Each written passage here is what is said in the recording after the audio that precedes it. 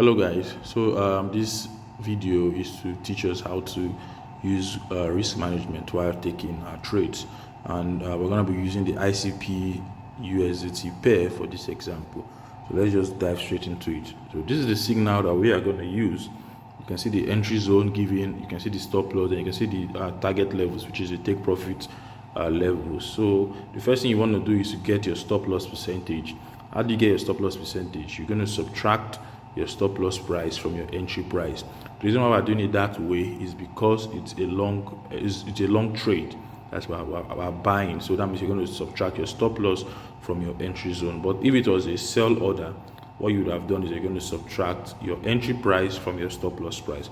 This is a long zone. We're going to use the initial subtraction method, which is to subtract your stop loss from your entry zone. So we're going to use the 12.803 entry zone because that's the upper limit. I've always said we should use the upper limit of the entry zone. So we'll go to the calculator, put in the entry price 12.803 subtracted from 12, subtract 12.1524 from that. So that's 12.1524 because that's the stop loss. So what you get is 0.6506. So you're going to divide this value by your entry price, and entry price is 12.803. Just to confirm, entry price 12.803. So this is where you're going to get 0.0508. So what I just do is I approximate.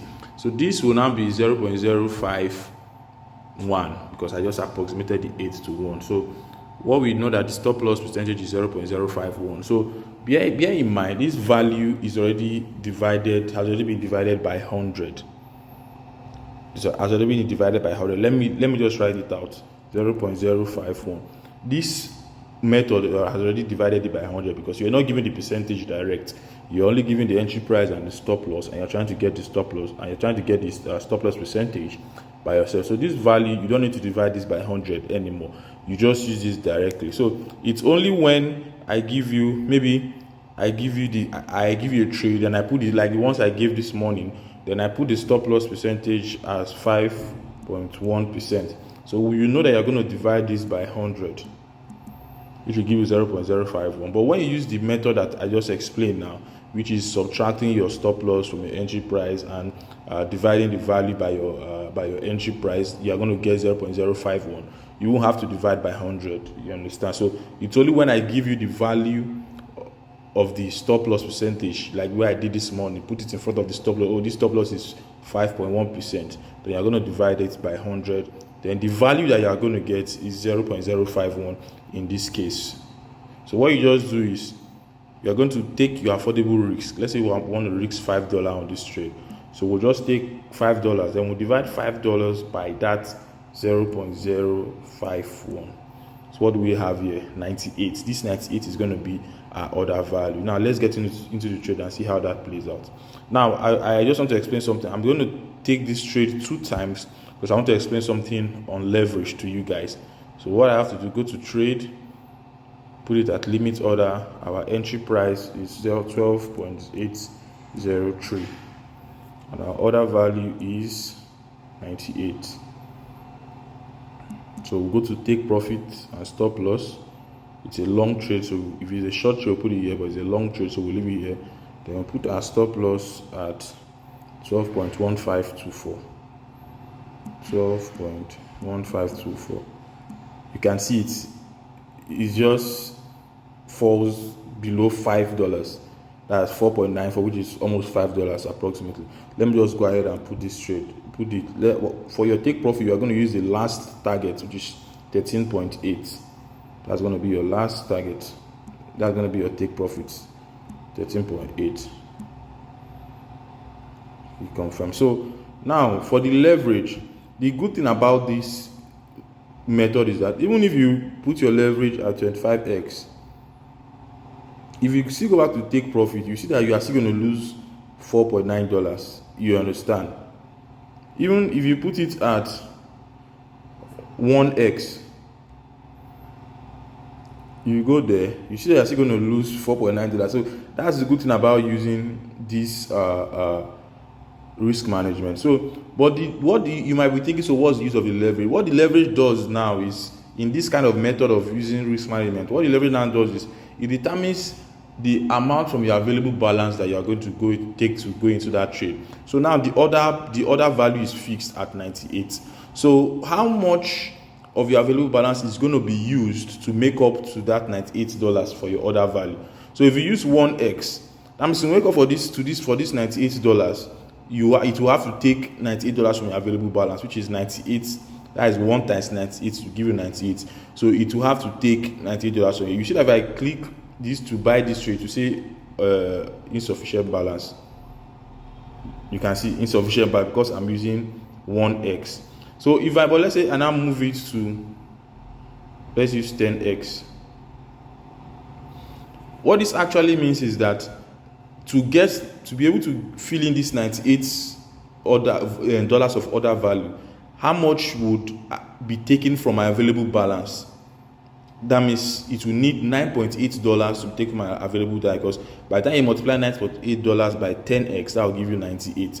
So you see that if I click buy long, now this one will go through. You understand? It's just waiting for me to confirm, but I won't confirm it. So in this kind of risk management method, it is advisable to go to the highest leverage, because leverage doesn't matter in your profit or loss when you're using risk management. What leverage does is it select the amounts that is going to be taken from your available balance, and it gives you more room. So when you use a higher leverage, what that basically means is that it's going to take little.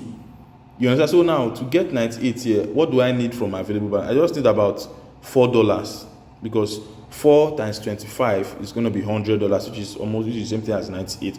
So if I place this trade, now let me place this trade. You see that what will be deducted from this account will be like $4. Then our available balance will now be remaining like 62 or 63 or thereabout. Let's place this trade. Confirm. Can you see what's in available balance?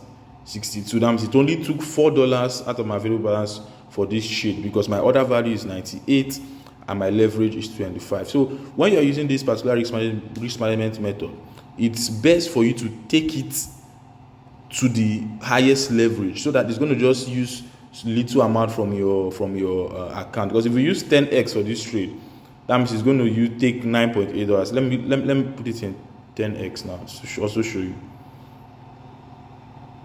Now it's going to take 10x. Let me cancel this. It's going to take 10x. It's going to take $9.8 from this account to be able to place this trade. So in this method, the lower the leverage you use, the more money it takes from your available balance for a particular trade, and it limits you, because by the time you use $9.8 on this trade, that means you can't take more than like let's say 7 trades. You can't take more than 7 trades. It will choke your trades. So it's always better to use a high leverage. Let's just use this example first. Okay, buy long. Confirm. You can see how much has left my balance, almost $10, which is almost $9.8 that has taken. So that's what it does, and you just have to let me cancel it. See, it has gone back to 66. So that's basically what you need to do. So don't forget, the first you need to find stop loss percentage. Once you get your stop loss percentage, divide it. If I give you the direct stop loss percent, maybe I give you, stop loss percentage is 5%. You divide that by 100. The value you get, you're going to divide your affordable risks by that value to be able to get what you are going to use as your order value. Like I did before, you can rewind this video, watch again how I did it. Then when you come here, you select cross, then select the highest leverage. Select the highest leverage. Then you put your TP and SL, which was 12 point. Okay, let's confirm it. 12.1524. 1524. So it won't go higher than this, no matter the leverage you use. The only difference leverage does is it select the amount of money that's going to be taken from your available balance. So it's always better to use the highest leverage in this case. So it only takes more money out of your balance, and to be able to get your arrive at your order value, then I didn't put stop. Okay, let me put the take profit, which is 13.8. I said I'm using the last DTP4 as my take profit. Then confirm. So this is only going to take about $4 from my account. Then I activate it. Another thing you need to watch out for is your liquidation price, which is here. I don't know if you can see it around here. That's your liquidation price. This one in yellow. So in a long trade, you must make sure your liquidation price is lower than your SL. Your SL is 12.152, which is in red here. So you make sure your liquidation price is lower than that. You can see liquidation price is 4.291, which is far lower than our stop loss. That means there's no way this trade will get to the liquidation price, that means it's a good trade. Then we confirm it. You can see only $4 has left my available balance, and it has gone in to become one of the others. So you guys should learn this and always use it when you're trading. If you have any questions, just let me know.